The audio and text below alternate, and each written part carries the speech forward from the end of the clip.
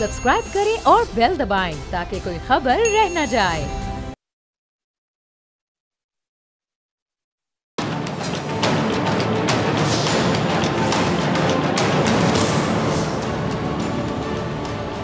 अस्सलाम वालेकुम, मैं हूं डॉक्टर फिजा खान और मैं हूं पाकिस्तान। 24 नवंबर को बानी चेयरमैन पीटीआई की फाइनल कॉल पर अपने कप्तान को अडियाला जेल से निकालने के लिए इस्लामाबाद पहुंचने वाली पीटीआई की पुरजोश रैली ने कई सरप्राइज़ दिए। तज्जियाकारों का ख्याल ये था कि बार बार की कॉलों से कारकुनान थक चुके हैं और इस बार शायद कारकुनान नहीं आएंगे। फिर हुकूमत की जानिब से किए जाने वाले इक़दामात भी खासे सख्त थे। हुकूमत के मुताबिक फ़ाइनल कॉल मिस कॉल साबित होगी और कारकुनान कान नहीं धरेंगे, लेकिन कारकुनान अपने कप्तान के लिए निकले और खूब कील कांटों से लैस होकर निकले। फिर ये कहा गया कि जी रैली जो है वो रुकावटों और कंटेनर्स को दूर करके इस्लामाबाद शायद नहीं पहुंच सकेगी, लेकिन यहाँ भी हुकूमत को बड़ा सरप्राइज़ मिला और रैली इस्लामाबाद में दाखिल हो गई। रैली से पहले ख्याल था कि बुशरा बीबी इस एहतजाज में शायद शरीक नहीं होंगी या अलामती शिरकत करेंगी, लेकिन बुशरा बीबी ने रैली की कमान संभाल कर एक और सरप्राइज़ दे दिया और ख़ताबत के वो जौहर दिखाए कि कारकुनान का लहू गरमा कर रख दिया। उसके बाद फिर कहा जा रहा था कि रैली इस्लामाबाद के नवाह में ही कहीं पड़ाव डालेगी। डी चौक पहुंचना मुमकिन नहीं है, लेकिन बुशरा बीबी ने फिर सरप्राइज़ दिया और आंसू गैस की शेलिंग, रबर बुलेट्स की फायरिंग में रुकावटें हटाते हुए रैली लेकर डी चौक के करीब पहुंच गई। कारकुनान का मोराल आसमान को छूने लगा। डी चौक पर रखे कंटेनर्स पर चढ़कर फातिहाना नारे लगाए गए और यहाँ बुशरा बीबी साहिबा ने एक बार खताबत के जौहर दिखाए। पीटीआई मुखालिफिन के मुताबिक बुशरा बीबी ने औरत कार्ड, पश्तून कार्ड, शरा कार्ड, जहाद कार्ड, बावफा अहलिया कार्ड समेत तमाम कार्ड इस्तेमाल किए और कारकुनान से कप्तान की रिहाई पर बैत भी ले डाली। जरा सुनिएगा। आज खान की एक कॉल पे पूरा पाकिस्तान यहाँ इकट्ठा है।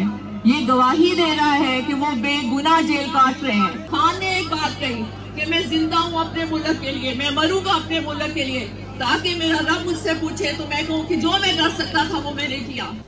जी, तो जज्बाती कारकुनान ने भी फिर हलफ दिया, कॉल दिया, जीने मरने का वादा किया कि कप्तान को लिए बिना नहीं जाएंगे।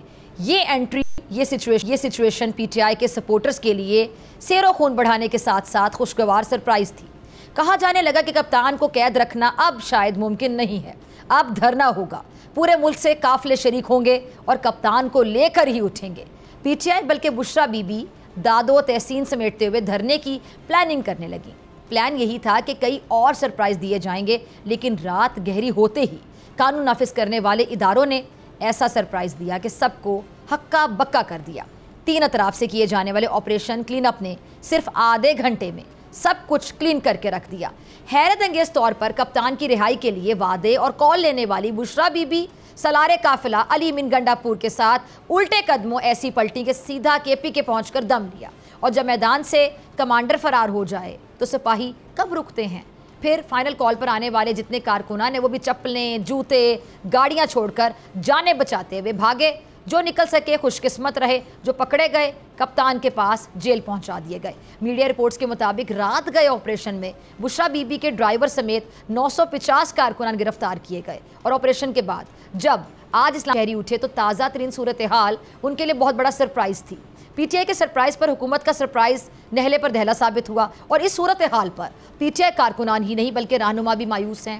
जो सियासी कल्चर था वो उसका जनाजा निकल चुका है। जो जुल्म बर्बरियत वफाकी हुकूमत की तरफ से हुई वो एक तारीखी वो है। लेकिन एक बात यह है कि हमें अपने उस पर भी नजर डालनी चाहिए कि हमारे अंदर क्या कमियां थी। मैं बिल्कुल आज बगैर किसी उसके कहूँगा कि हमारे बहुत बड़ा फुकदान रहा हमारे लीडरशिप के अंदर।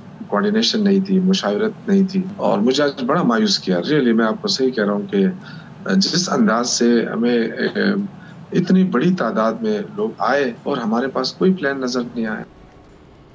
जी, तो सुना आपने शौकत यूसुफजई को। अब उनका क्या कहना है कि जी क़यादत ने मायूस किया। अब एक तरफ पीटीआई की जो क़यादत है बाकायदा तकसीम दिखाई दे रही है, दूसरी जानिब अली मीन गंडापुर ने आज जो न्यूज़ कॉन्फ्रेंस की है उसमें उन्होंने इल्ज़ाम आयद किया कि जी वापसी पर उन पर और बुशरा बीबी पर हमला किया गया और गंडापुर साहब के मुताबिक उन्हें अगवा करने की बाकायदा कोशिश की गई। अली मीन गंडापुर ने इन इल्ज़ामात के बाद एक बार बांग्लादेश का जिक्र करते हुए किसी इदारे का नाम लिए बगैर कहा कि तुम्हारी गलतियों से पहले भी पाकिस्तान दोलख्त हुआ था, लेकिन तुम अपना तरीका नहीं बदल रहे।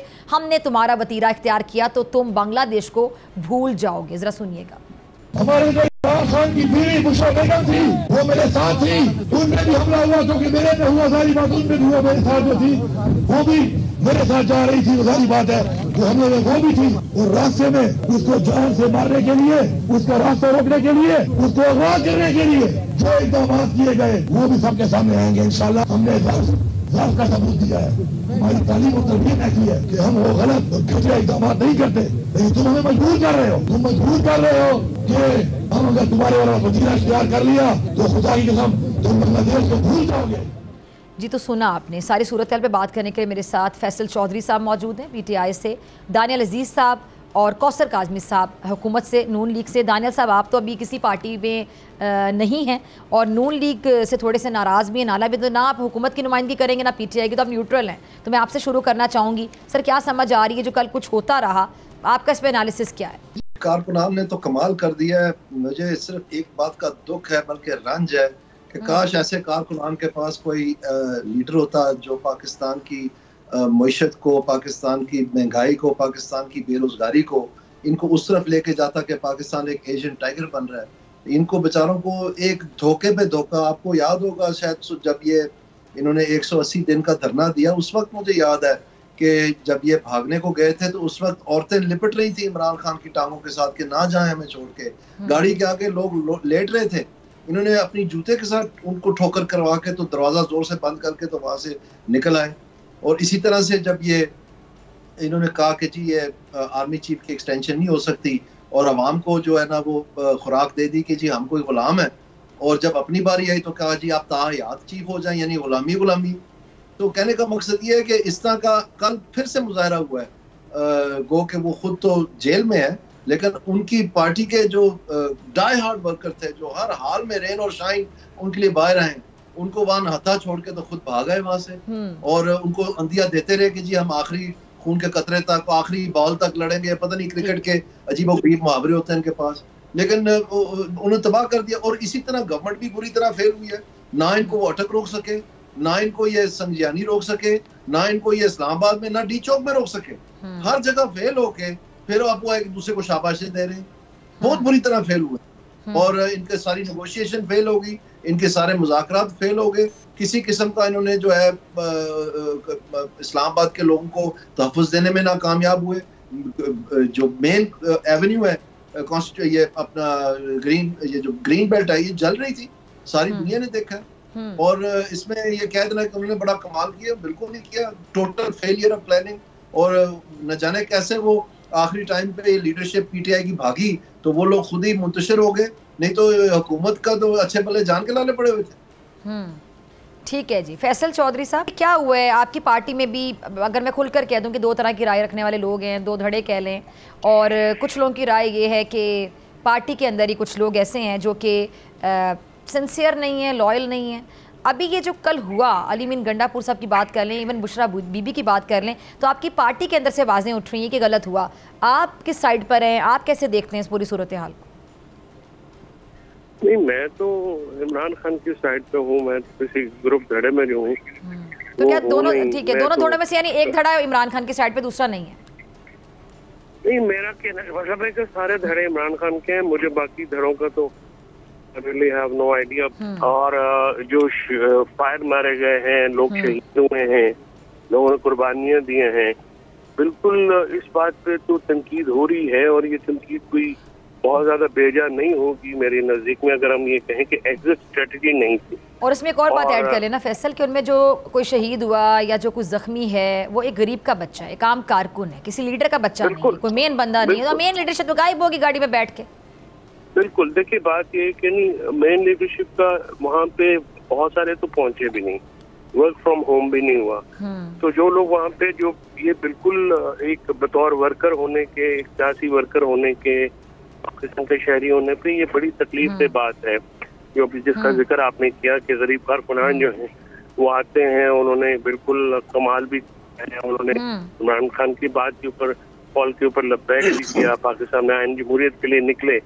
और उसके बाद जो है लेकिन जिस तरह से रियासत ने भी अपने शहरियों की तरफ ये एक रवैया रखा है, और फिर आप आके तो अफगान पठानों को आप अफगानी कह दें या किस तरह से कह दें। कौसर साहब जी फिर फैसल आपकी बारी पे आती हूँ, दानियल साहब आपकी तरफ अब ये है कि अब हुआ ये फिजा कि जिस तरह लाश हो रही है ना, आप इनके जरा फिगर्स चेक करें जो बड़े लीडर्स हैं इनके, जो अपने आप को पीटीआई का थंब कहते हैं ना, कोई 100 लाशें गिरा रहा है, 250 गिरा रहा है, कोई 450 गिरा रहा है। इनके पास कोई फिगर यानी कि अंदाजों पे, मफरूजों पे, बोतानों पे और साथ अफवाज पाकिस्तान पे जिस तरह की इल्जाम तराशी हो रही है हमेशा की तरह, जी ये 65 की जंग हार गए, वो बातें जो आप इंडियन भारतीयों से सुनते थे ना पाकिस्तान के हवाले से, वो इनके लोग कर रहे हैं यार, फलां जंग भी हार गए, फलां भी हार गए। अब इस तरह की ताने जो है वो रियासत के खिलाफ ये इस्तेमाल कर रहे हैं। दूसरा जो हथियार बरामद हुए इस एहतजाज के अंदर जो लोग हैं वो हथियारों से आप ये स्नाइपर की बात कर रहे हैं ना, कल से एक फुटेज चल रही है, जो बंदा जिसके पास वो स्नाइपर गन उठाई हुई है, उनके पास आंसू गैस शेल और वो गने जिससे वो शेल फेंके जाते हैं वो उनके हाथों में साफ नजर आ रहे हैं। उसके बाद सीसीटीवी जो सेफ सीसी कैमराज हैं वो तोड़े गए, फुटेजेस जो थी वो साफियों के थ्रू हम तक पहुंची। कल जब ये मुंतशिर हुए वहां से, उस वक्त जो साफी वहां पर मौजूद थे उनके वीलॉग और फुटेजेस भी आपके सामने हैं। गाड़ियां तो आपको टूटी हुई नजर आ रही हैं उस मुकाम से, लेकिन फर्श पे ना कोई खून का धब्बा है, ना कोई जख्मी है, ना कोई लाश है। राइट आफ्टर द 10 मिनट, ख्याल में 15 मिनट थे, 15 मिनट के बाद 20 मिनट के बाद वहां से फुटेज आना शुरू हो गई। हमने कोई नहीं देखा यार कोई लाश गिरी हो। अगर उनके हाथ में अटैक से, अभी दानियाल भाई ने कहा जी कि रियासत नाकाम हुई, बड़ी इज्जत तो बड़े एहतराम के साथ, वहां पे तो उनके पास झंडे उठाए हुए थे, और दूसरी तरफ से जब स्ट्रेट फायर हो रहा था और गुलेलों से उनकी आंखें जाया की जा रही थी, तो वहां पे हम उनको कैसे रोक पाते? अच्छा कौसर साहब जरा मुझे ये बताइएगा, एक और चीज क्लियर कर दीजिएगा, अता तारर साहब ने भी जो गुफ्तगू की, ये बड़ी अहम एक पॉइंट है कि जो कंटेनर जलाया गया था उसके बारे में भी ये खबर सामने आ रही है कि जी उसमें कुछ ऐसा मवाद था जो कि सरकारी लोगों के खिलाफ इस्तेमाल होना था। ये क्या बात है?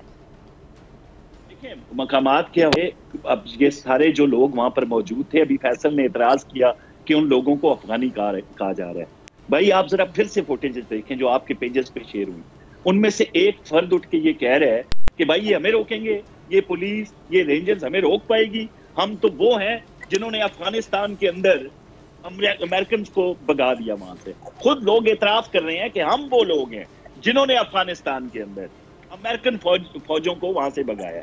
तो ये तो जो खुद एतराफ जुर्म है उस पर क्या अब तबसरा करना, लेकिन ये बिल्कुल सच बात है। जो इनके साथ अफगानी थे, जो गैर मुल्की थे, जो तरबियत याफ्ता थे, जो हर किस्म का असलहा चलाना जानते थे, उनके इरादे वाकईतन कुछ और थे। ये सिर्फ एहतजाज नहीं था, मासूम लोग बिल्कुल उस एहतजाज का हिस्सा थे फिजा, लेकिन वो भी नहीं जानते थे कि इनकी नीयत क्या है, इनके इरादे क्या हैं। बिल्कुल अता ने जो बात की है वो बिल्कुल मुसद्दक है, और आपके साथ उसके हवाले से मजीद तफसीलात भी वो शेयर करेंगे। ठीक है, चलिए मुझे एक बात पे बस एतराज़ है कि इन्फॉर्मेशन मिनिस्टर हैं, बड़ा एक कद काट होता है, उनको टीवी पर आकर पीरनी पिंकी ऐसे नहीं कहना चाहिए। और बल्कि मैं लास्ट प्रोग्राम में पीटीआई से कोई था, दानियल साहब, मैं उनसे भी बड़ी बहस कर रही थी इस बात पे। फैसल मैं आपकी तरफ आती हूँ, सब उससे पहले दानियल साहब आपकी तरफ, कि मैं पीटीआई के भी किसी बंदे को, मुझे याद नहीं कौन प्रोग्राम में था कुछ दिन पहले, टीम को अगर याद है ज़रा बताइएगा, तो मैं उनसे बहस कर रही थी कि आप मरियम के बारे में ऐसी बात ना करें, किसी के बारे में ऐसी बात ना करें। तो मुझे कह रहे थे पार्टी बन रही है। मैंने कहा मैं बिल्कुल पार्टी नहीं बन रही, मैं खातून हूँ। कोई भी बुशरा बीबी के बारे में भी पिंकी पीरनी का लफ्ज़ इस्तेमाल करता है, जादूगरनी का लफ्ज़ इस्तेमाल करता है, मुझे अच्छा नहीं लगता। और अगर कोई शौकत बसरा से गालिबन मेरे साथ है दानियल साहब, और अगर कोई मरियम साहबा के बारे में गलत बात करता है वो भी बहुत गलत है। आप किसी भी खातून के बारे में, पीपल्स पार्टी से कोई खातून है उनके बारे में भी बात होगी, गलत होगी।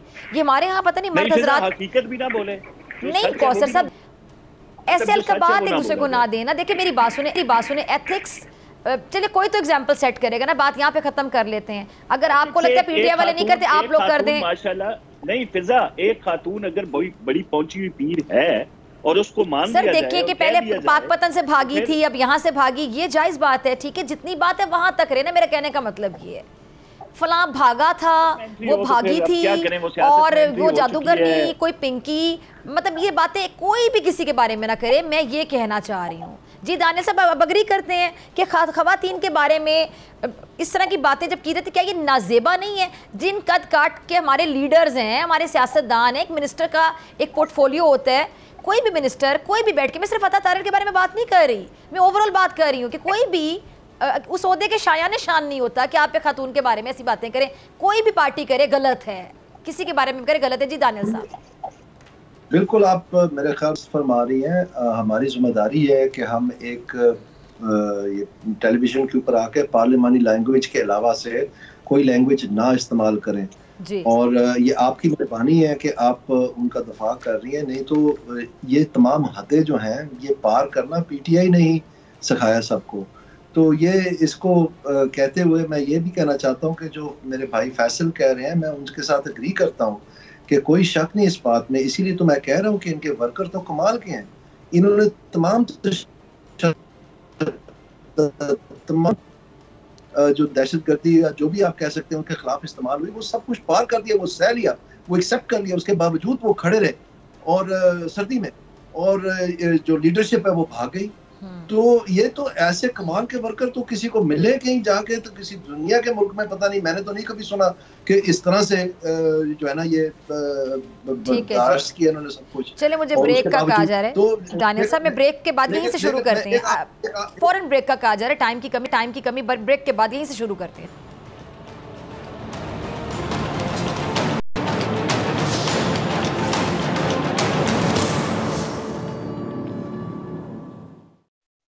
वेलकम बैक नाज़रीन। दानियल अजीज़ साहब, कौसर काज़मी साहब, फैसल चौधरी साहब मेरे साथ मौजूद है। दानियल साहब बहुत सॉरी, माजरत, मुझे ब्रेक पे जाना था, आप प्लीज़ वहीं से कंटिन्यू कीजिएगा। मैं सिर्फ ये अर्ज कर रहा हूँ कि ये सरासर जो जिम्मेदारी है ये इमरान खान साहब, देखें इन्होंने खुद पीटीआई की लीडरशिप को तबाह किया है।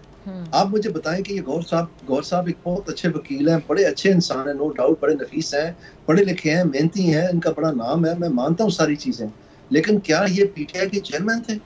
इनकी सियासत जो थी वो पीटीआई का हिस्सा थी? ये तो बाद में आके उनके वकील रखे गए और उनको चेयरमैन बना दिया इमरान खान ने।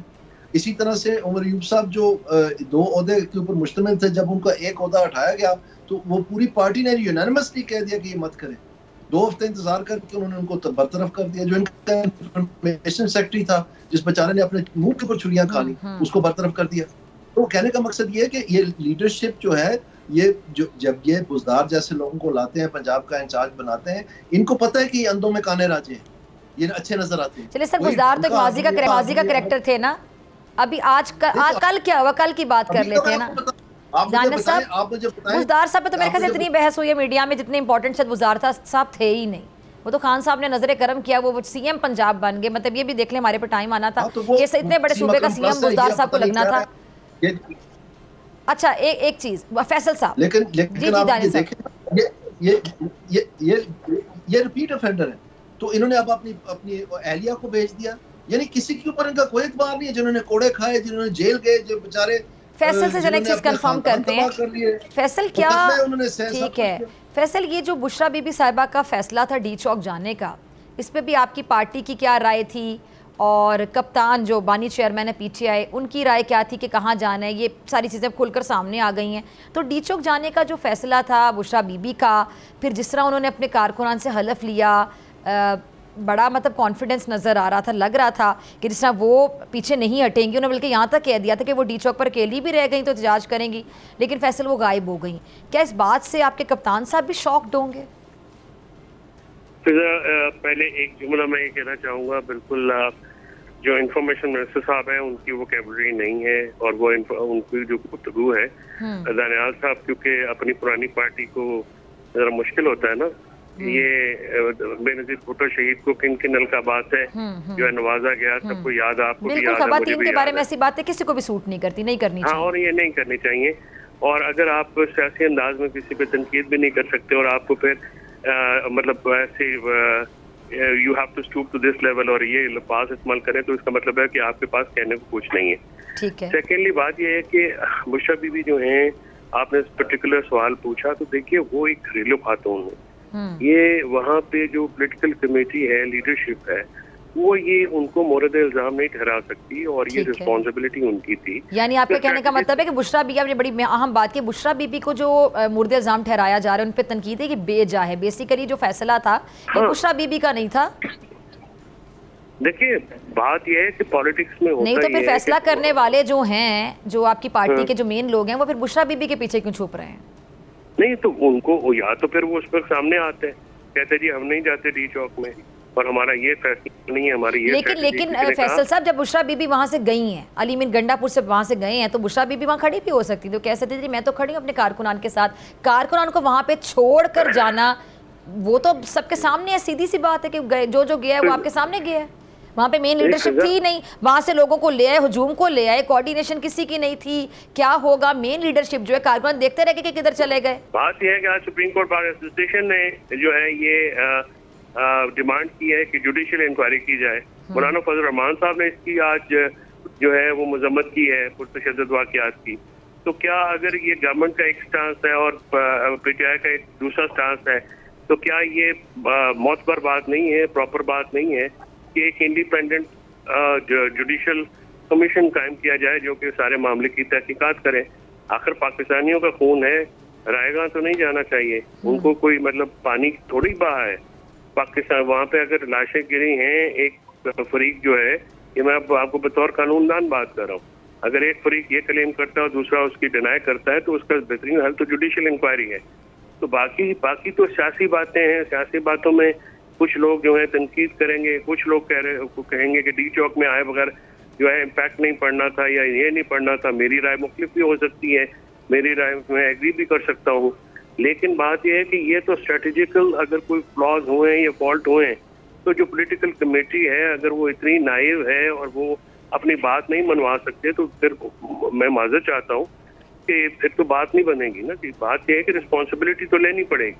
रिस्पॉन्सिबिलिटी जब वहाँ से लोग आए हैं, पंजाब से लोग नहीं आ सके हैं, तो ये चीजें जो है पार्टी के अंदर, क्योंकि पार्टी के अंदर के मामला हैं, ज़रा बाहर के मामला तो है नहीं, उनके अंदर पार्टी को भी तो एक अकाउंटेबिलिटी का मामला करना पड़ेगा, वरना तो फिर इस तरह से जो कारकुनान है, ये तीसरी दफा या दूसरी दफा ये इस तरह मामला हुआ है, इससे तो फिर और इमरान खान साहब कारकुनान के बारे में बहुत हसास है और हमेशा जो है आप शायद बिलीव नहीं करेंगे कि इमरान खान साहब के हमारे कारकुनान सफर कर रहे हैं, उर्दू वाला भी और इंग्लिश वाला भी। नहीं वो बिल्कुल, और मैं आपको बताऊं कोई तनकीद सुनते हैं, मतलब अगर वो कोई कारकुन उनको खड़ा होके और जिसकी बात में वजन हो वो बिल्कुल बात भी सुनते हैं और करेक्ट भी कर देते हैं अगर कोई गलत हो। लेकिन ये नहीं होता, लीडरशिप है जो पाकिस्तान तहरीक इंसाफ की लीडरशिप है वो कारकुनान को जवाब। अच्छा फैसल, मेरे प्रोग्राम में कुछ आई थिंक 1 महीना पहले फवाद चौधरी साहब तशरीफ लाए थे, आपके भाई भी हैं, आप समझते हैं, और पार्टी के लिए बड़ी कुर्बानियाँ होंगी फवाद चौधरी साहब की। फवाद चौधरी साहब से मैंने सवाल पूछा और बड़ी खरी बात करते हैं उन्होंने। मैंने कहा कि आप जैसे लोग पीछे हो गए, ऐसे लोग आगे आ गए। उन्होंने नपे अल्फाज में जो बात थी उन्होंने अपने इजहार ख्याल किया। तो जो पार्टी के पुराने लोग थे जिन्होंने पार्टी का साथ तब दिया था, उनको सोशल मीडिया पर ऐसा साबित किया जाता है कि जैसे वो विकेट के दोनों तरफ खेलने वाले लोग हैं, या जिस किस्म का भी एक इंप्रेशन दिया जाता है वो आप भी बेहतर समझते हैं, तमाम देखने वाले समझते हैं। और इस तरह के लोग पार्टी को बाकायदा हाईजैक कर चुके हैं, नए आने वाले, ये कह करके जी उस टाइम पे ये जो लोग थे ये पीछे थे और हम लोगों ने कुर्बानियाँ दी, तो अब हम लोगों का राइट है पूरा पार्टी के ऊपर, इतना हक है कि हम हाईजैक कर लेंगे पार्टी को। इस चीज़ पे जो पुराने कारकुनान हैं, जाहिर बात है उनके साथ भी ज्यादती हुई है। देखिए बात ये है कि ये जो ऑब्वियसली पॉलिटिक्स में होता है ना कि कुछ जगह जो लेनी होती है ना, तो अगर वो पुराने लोग जो हैं और इमरान खान साहब के साथ जिन्होंने काम किया हुआ है, उनको तो पहला जो जब ये 9 मई हुआ इसको बहाना बना के तो मार कुट के सबको तो साइड पे कर दिया गया ना, सबको जो पार्टी कैडर था वो सारा उड़ा दिया गया। उसके बाद जो बाकी बचे उनको जेल में डाल दिया गया। परवेज अलाई साहब जो हैं उनकी क्या हालत करके बाहर निकाला, शाह महमूद कुरैशी साहब, यास्मीन राशिद हैं, या चौधरी जाज साहब हैं, महमूद रशीद हैं, उमर सफा सीमा हैं, या और भी आप जितने भी लोग पुराने आप बात कर लें, वो सारे जो हैं उनको तो साइडलाइन किया गया, जो कि एक और पॉलिटिकल किसी भी पार्टी का होता है, कोर ब्रेन, पॉलिटिकल ब्रेन जो था। तो इशू ये है कि ये सारे मामला जो हैं ये अब पुराने या नए की बात छोड़ के तो कारकर्दगी की बुनियाद पे होना चाहिए ना, कि जो भी कारकर्दगी दिखा सके। तो अनफॉर्चुनेटली पॉलिटिकली कोई इतनी, और फिर हमारे कुछ दोस्त जो हैं वो बाहर भी हैं मुल्क से, उनको इन हालात का अंदाजा नहीं है। और सोशल मीडिया पीटीआई का बहुत ज्यादा वोकल होता है, और वहाँ पे अगर पीटीआई में कोई भी लीडर होगा उसको सोशल मीडिया की तनकीद बर्दाश्त भी करनी पड़ेगी, उनका जवाब भी देना पड़ेगा और जस्टिफाई भी करना पड़ेगा। ठीक है। और ये बात जो है ये इस पे अगर कोई तंग पड़ता है या किसी का दिल छोटा होता है तो फिर पीटीआई में तो ये बात होगी। और ये आप किसके बारे में कह रहे हैं वैसे? कौन तंग पड़ता है, किसका दिल छोटा होता है? हाँ, हर पार्टी के वर्कर जो है ना वो होते हैं। नहीं, आप वैसे किसकी बात कर रहे थे? आपके जहन में कौन चल रहा था इस टाइम पे जब आप बात कर रहे थे? ये नहीं, मैं जनरल बात कर रहा हूँ, मैं स्पेसिफिक बात कभी नहीं की। मैंने अभी ये मैं इस बात का, इस ट्रेंड का बड़ा मुखालिफ हूँ कि आप सबको कहते हैं कॉम्प्रोमाइज है, फलाना कॉम्प्रोमाइज है। किसी दिन मैं अंदर चला गया जेल में तो मुझे पे भी ट्वीट हाँ, ये बड़ा आसान है। बाकी यहाँ पे इल्जामात की बुछाड़ करना बहुत आसान है। हाँ, मतलब 2.5 घंटे 3 दिन 7 घंटे किसी दिन बाहर खड़े और दिन कोई बोलता भी तो वो ये होता है। तो वो इस तरह की तनकीद होती रहती है, उससे घबराना नहीं चाहिए और लोगों को बोलने देना चाहिए। देखिए, लोग बोलते हैं, बहुत सारी तनकीद में भी पॉजिटिव बातें होती हैं, बहुत सारी तनकीद पर तनकीद जैसे बाकी हमारे जर्नलिस्ट जितने भी हैं, हमारे एंकर्स हैं, उनको भी आराम से कह दिए तो फिर लफाफा है, ये लफाफी है। मैं कहती हूँ इतना बड़ा बहतान है, इतना बड़ा बहतान है कि क़यामत के दिन ये लोग जवाब दें हैं। क्योंकि अगर किसी ने लफाफा लफाफी कोई अगर नहीं है, मुझे तो आज तक लफाफा लफाफी समझ ही नहीं आया कि कहा क्यों जा रहा होता है। अगर कोई नहीं है तो फिर क़यामत के दिन ये लोग जवाब दें हैं किसी भी इंसान को डिफेम करने के लिए। अच्छा जी, मैं आपकी तरफ आना चाहती हूँ कौसर काज़मी साहब। कौसर साहब, ये एक चीज़ समझ नहीं आ रही कि इतनी नाकाबंदी थी लेकिन बुशरा बीबी साहिबा, अली मिन गंडापुर साहब मुनाल के रास्ते से आसानी से एग्ज़िट कर गए और कोई मतलब पुलिस उनको ट्रेस नहीं कर पाई। 2 लोग बाकायदा निकल गए और शिकंजे से निकल गए कह लें। मतलब पुलिस की क्या नाकामी है? ये क्या ये है या ये कोई प्लान बी था पीटीआई का? आपको क्या समझ आई है अभी तक? मुझे एक ही बात समझ आई है फिजा, कि जो लोग शरीयत के इतने पाबंद थे और दीन और इस्लाम की बातें करते थे और वो यकीनी तौर पर हलफ की अहमियत को भी समझते होंगे, तो रियासत ने जब देखा कि एक जो वज़ीर आला केपी हैं और उनके साथ एक पाबंद शरीयत खातून है, उन्होंने जब हलफ दे दिया तो किसी के वहम गुमा में भी नहीं था कि वो यूं फरार हो जाएंगे अपने कारकुनान को छोड़ के। तो हमारी तो सारी तरफ जो तवज्जो थी वो उस हुजूम की तरफ थी जो आपके मीडिया हाउसेस पे हमलावर था। आप जरा निजी चैनल से पूछे, जो खवातीन वहां पे मैसूर होकर रह गई थी, उन्होंने वहां पर क्या क्या देखा। देखें, मैं ये कहता हूँ ना, ये पुरअमन एहतजाज नहीं था, एजेंडा कुछ और था। निजी चैनल के दफातर के शीशे तोड़े गए, वहां पे गोलियां मारी गई उनकी तरफ से, वहां पे खवातीन ने अपने अंदर से रिकॉर्डिंग करके सोशल मीडिया पे शेयर करना शुरू किया, जिसको पूरे पाकिस्तान ने, पूरी दुनिया ने देखा। आपने ये देखा कि गुलेलों के अंदर वो जो बंटे होते हैं वो डाल के एक एएसपी समेत लातादाद जो हमारे फोर्सेस के लोग थे उनको जख्मी किया गया, और एक की तो खुदा न खास्ता आंख जाया हुई है, जिसको बचाने की भरपूर कोशिश की जा रही है कि किसी तरीके से उनका कोई सर्जरी करके उनकी आंख को बचाया जा सके। तो ये तो एक पुरतशद्दुद किस्म की कार्रवाइयां थी। अब उसको रोकने के लिए जब रियासत ने, देखें मैं बार बार ये कहता हूँ ना जी, आप अगर कहती हैं हल्फन ये बात की जा सकती है, जो लोग वहां पे थे आतिशी असला इस्तेमाल नहीं किया गया, रबड़ की गोलियों का इस्तेमाल जरूर हुआ और वो हर जगह होता है। जरा बरतानिया की मिसाल ले लें, अभी कुछ अर्सा पहले मॉब निकले वहां पे, उन्होंने निजी इमलाक को नुकसान पहुंचाया लोगों का, उनके मुतालबात जो भी थे, तो बरतानिया ने उनकी तरफ देखा तक नहीं ना और सोचा गया ना कंसिडर किया गया। लेकिन जब उन्होंने हमले शुरू किए ना तो फिर वहां पे किसी को नहीं छोड़ा गया, हालांकि वो सिर्फ दुकानों को और लोगों की निजी इमलाक, उनके घरों को नुकसान पहुंचा रहे थे, गाड़ियों को नुकसान पहुंचा रहे थे, तो उन्होंने बिल्कुल लेकिन पीटीआई ये जो इल्जाम है ये लगा रही है आप लोगों की तरफ के जी, वो कह रहे हैं कि जी स्नाइपर से हमला हुआ है, हमारे लोग जख्मी हुए हैं, और वो अपना मौक़िफ़ पेश कर रही है पीटीआई। 2014 में ले जाऊं आपको वापस, जब पीटीवी पे हमला हुआ था। हाँ, नहीं, मैं किसी को जस्टिफाई नहीं कर रही कौसर साहब, मैं सिर्फ ये सवाल पूछ रही हूँ कि पीटीआई वाले इसको ऐसे जस्टिफाई कर रहे हैं कि जी इनके साथ किया जा रहा था तो ये बदले में ऐसे कर रहे थे। जारी बात है, जैसे आप लोगों की जो मैं कह रहा हूँ कि मेरे साथ जरा तारीख के और आग पलटना शुरू करते हैं। देखिए 2014 का धरना मैंने खुद कवर किया था और उस टाइम पे मैं पीटीवी में ही काम कर रही थी, पीटीवी में ही काम कर रही थी। आप मुझे जी 35 लाशें वहां पे देखी थी, आपने 35 लाशें वहां पे देखी थी, उसी तरह के इल्जामात अब लगना शुरू हो गए हैं जो 2014 में थे। इनका मसला पता है क्या है, अब तकलीफ ये है कि फार्म 47 का बयानिया भी ना, जब पंजाब ने और बाकी सूबों ने इनको रद्द किया और तमाम तर सरकारी वसाइल इस्तेमाल करके, केपी के ना सिर्फ सरकारी वसाइल बल्कि वहां का साजो सामान भी अब इंतशारियों के हाथ में, जो आंसू गैस के शेल और गने उठाई हुई थी, जिस तरह का असलहा उनके पास था, तो केपी के तमाम तर वसाइल थे ना वो, अब जब वो इस्तेमाल करके उनको लाना पड़ा वफाक पे चढ़ाई करने के लिए और पंजाब ने मुकम्मल तौर पर इनको रद्द किया, कोई बंदा वहां से नहीं निकला, चलिए ठीक है सर, एक और मैं आपकी तरफ आती हूँ, ठीक है, मुझे अभी बात ठीक है, टाइम थोड़ा कम है। दानिश साहब, गंडापुर साहब कह रहे हैं जी हमारा तो एहतजाज अभी जारी है। सर ये किस किस्म की स्टेटमेंट है गंडापुर साहब की जानिब से?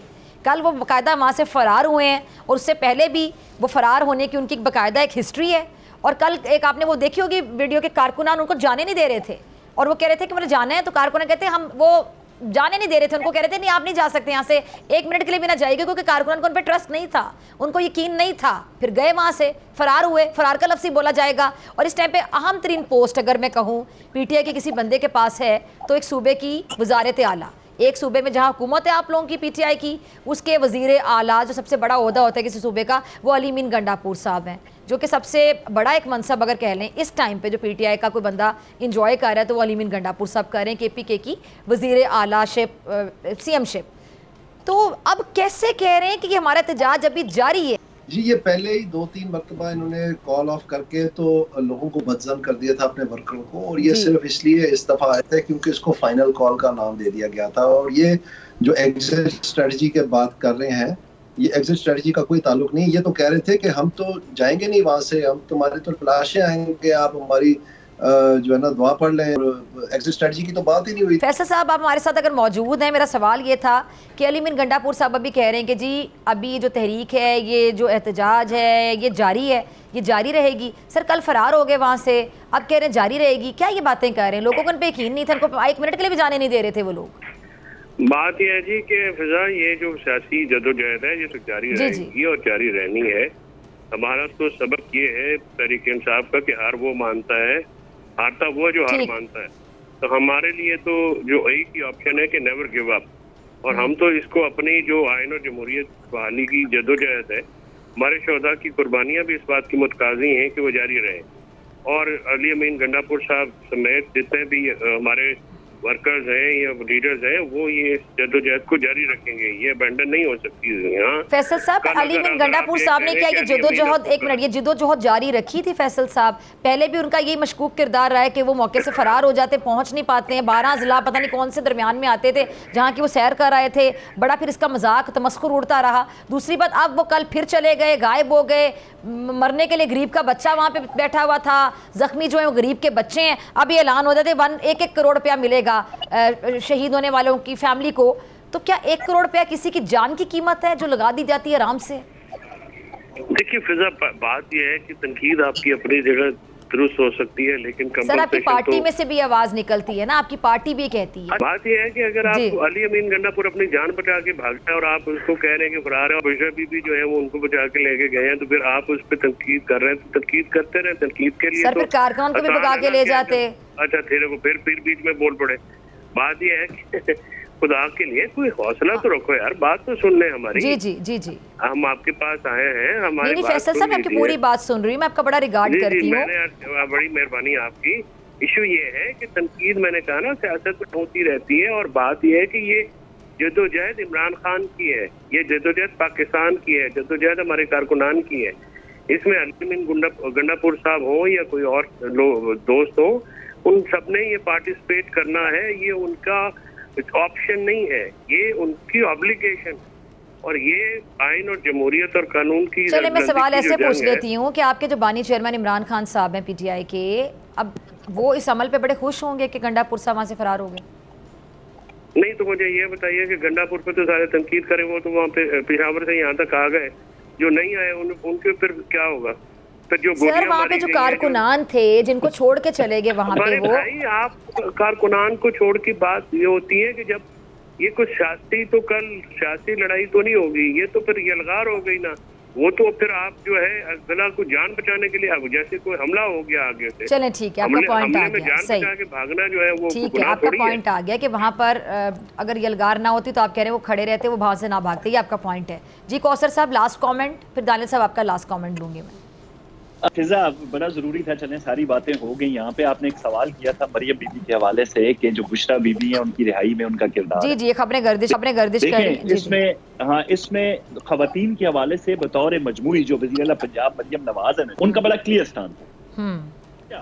खवातीन के हवाले से जो कवानीन बने पंजाब में, जो उनकी तवज्जो का मरकज बने हुए हैं, आप वो सारे देख लें। मलिका बुखारी थी, उनकी बहन बीमार थी, उनके हवाले से उनकी एफर्ट्स देख लें। तो खवातीन के हवाले से हमेशा मरियम नवाज साहिबा ने एक अहम किरदार अदा किया है और इसमें कोई शक व शुबा नहीं है। बाकी जो कानूनी उनके मामलात हैं कोर्ट में चल रहे हैं, उस हवाले से तो कुछ हो नहीं सकता। दीगर खवातीन के हवाले से आप देख के ये अंदाजा लगाया जा सकता है कि शायद उनका कोई रोल हो। चलिए ठीक है, वक्त की कमी है, ठीक है जी, चलिए ठीक है। दानिश साहब आपका लास्ट कमेंट इस पे, मैं फैसल साहब आपका भी कमेंट लूंगी जो बात अभी कौसर साहब ने की। जी दानिश साहब। जी, इसमें जो कमाल की एक पीटीआई के वर्कर हैं और यकीन करें ये मैं खुद सियासत करता हूँ, मेरा अपना हल्का है, ये इतना मुश्किल काम है जो कुछ इन्होंने सर अंजाम दिया है। और मैं समझता हूँ कि इनके पास जरा सी भी ढंग की लीडरशिप होती तो ये पाकिस्तान को कहाँ से कहाँ ले जा सकते थे, एशियन टाइगर बना सकते, लेकिन इनको इन कामों में उलझाया हुआ है और उनके पास प्लान भी कोई नहीं। अनफॉर्चुनेटली पीटीआई के पास तो फाइनेंस मिनिस्टर भी कोई नहीं और पाकिस्तान के सारे मामला माशी हैं। तो इनकी महंगाई और बेरोजगारी का अगर इस यही कोशिश हो, इस दानिश साहब आप मईशत की बात करें ना, आप इस पे बड़ी गहरी नज़र भी रखते हैं, आपका बड़ा जारी बदस पे बड़ा होमवर्क है। अब एक दिन की हड़ताल जो एहतजाज की कीमत 190 अरब रुपए है और 4 दिनों में 760 अरब रुपए का नुकसान हुआ है। सर क्या ही बेहतर होता, मुज़ाकरात हो जाती, इतना नुकसान ना होता। और ऑलरेडी हम क्या मतलब क्या हमारे पे बहुत खजाने हैं। दानिश साहब मेरा ख्याल आखिरी था जो कोशिश थी इनकी, और इसके बाद किसी वर्कर ने इनका भरोसा ही नहीं करना, क्योंकि देखिए कितनी दफ़ा धोखा देंगे इनको, हर दफ़ा तो उनको तैयार करके तो ये मरवा देते हैं। ठीक है जी, ठीक है, बहुत शुक्रिया जी तमाम का। और ये धरने, ये एहतजाज, जब इस तरह की सियासत होती है तो गरीब का बच्चा मरता है, गरीब का बच्चा ज़ख्मी होता है और फिर बाद में ऐलान कर दिया जाता है कि मरने वाले को, शहीद होने वाले को 1 करोड़ रुपया दे दिया जाएगा। यानी बड़ी आसानी से किसी गरीब के बच्चे को उसकी जान की कीमत, उसकी ज़िंदगी की कीमत 1 करोड़ रुपया लगा दी जाती है। अफसोस सद अफसोस। इसी के साथ मुझे दीजिए इजाज़त, आपसे मुलाकात होगी इंशाल्लाह कल सेम टाइम सेम चैनल। अगर ज़िंदगी ने वफ़ा की दुआ में याद रखिएगा, अपना बहुत ख्याल रखिएगा। अल्लाह निगहबान।